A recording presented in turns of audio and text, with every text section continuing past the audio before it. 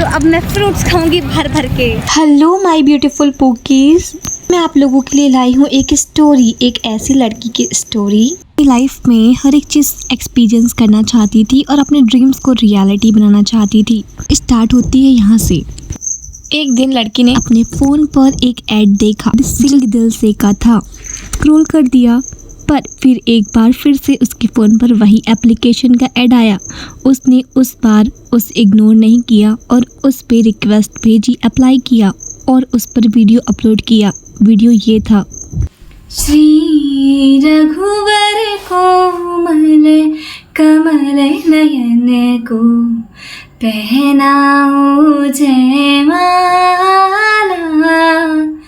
पहना। बाद उसे उसी एप्लीकेशन से एक ईमेल आया जिसमें कि लिखा था रिजल्ट।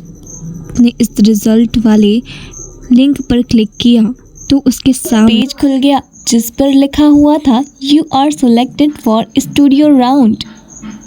इसके बारे में किसी को कुछ भी नहीं बताया। उसे लगा ये सब फेक है और उसे लगा कि इसका कोई मतलब नहीं। बीत गए।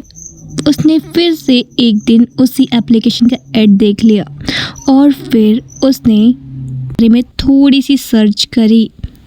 उसने सोचा कि क्यों ना एक चांस दिया जाए अपने आप को और उसने उसमें रजिस्ट्रेशन कर लिया। बाद उसको जाना था स्टूडियो राउंड के लिए अपने शहर से 200 किलोमीटर दूर। समय व्यतीत हो गया और फिर दिन आया उसी दिन का जिस दिन का उसे बहुत दिनों से इंतज़ार था। उसने खूब मेहनत करी और वो निकल गई अपने नेक्स्ट राउंड के लिए। इतने दिन बीतने के बाद उसे बिल्कुल भी नहीं लगा कि ये फेक है, पर जैसे ही वो ट्रेन में बैठ गई और कुछ रास्ते चलने के बाद उसे ऐसा लगने लगा अगर यहाँ पे स्टूडियो नहीं हुआ, अगर ये सब फेक हुआ तो क्या होगा। 3000 रुपीज़ का सवाल है उसने जमा किए।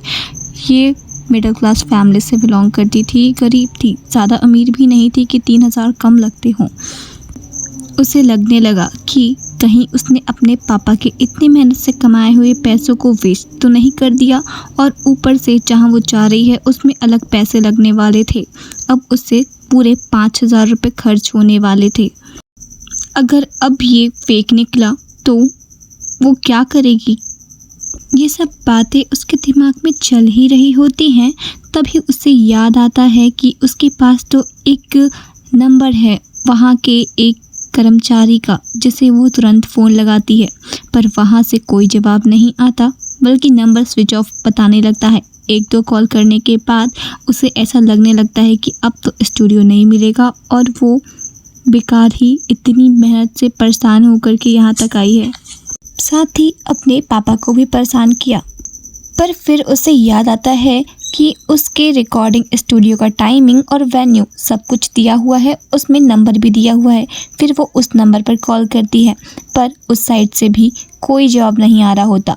फिर सोचती है कि गूगल में क्यों ना इसी हम स्टूडियो का नाम सर्च करके उसको कॉल करें, शायद कुछ काम बन जाए। उसको कॉल करती है पर वहाँ से जब कॉल उठाता है वो इंसान, तब वो बोलता है कि हाँ, हम उसी स्टूडियो से बात कर रहे हैं जिस स्टूडियो की आप बात कर रही हैं।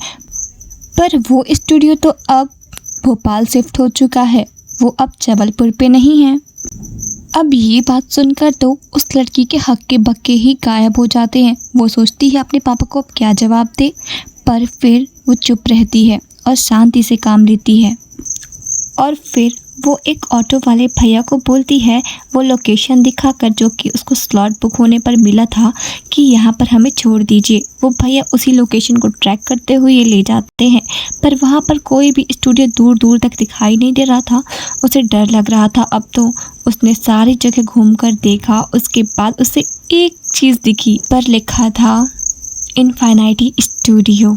उसके बाद क्या था, उसके बाद वो बहुत खुश हो गई और जा कर के वो भैया से मिली पहले। उसके बाद वो गई अपनी प्रैक्टिस के लिए, क्योंकि वो टाइम से काफ़ी पहले पहुंच गई थी। उसका टाइमिंग था तो 3-3:30 बजे का, पर वो 1 बजे पहुंच गई।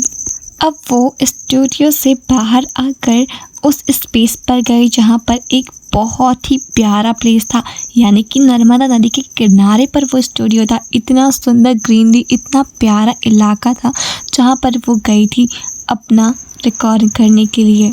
तो वहाँ पर उसने जाकर बहुत देर तक प्रैक्टिस करी और उसके बाद वो स्टूडियो पहुँच गई। स्टूडियो पहुँचते ही जब वो अंदर गई, जैसे ही वहाँ पर एक अंकल थे जो रिकॉर्ड कर रहे थे। वो बहुत ही एक्सपीरियंस्ड और बहुत ही अच्छे से गाना रिकॉर्ड कर रहे थे। उन्हें देख कर के उसे लगा कि वो तो ऐसे ही आ गई, उसे कुछ भी आता जाता नहीं। वो बहुत डर गई और उन अंकल के बाद अब बारी थी उसकी। वो बिल्कुल भी नहीं डरी। वो उसने बहुत ही साहस के साथ जा कर के अपनी रिकॉर्डिंग कंप्लीट करी। उसकी रिकॉर्डिंग की क्लिप्स ये रही।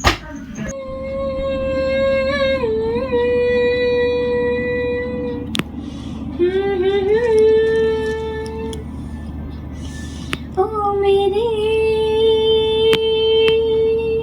दिल की चैन, ओ मेरे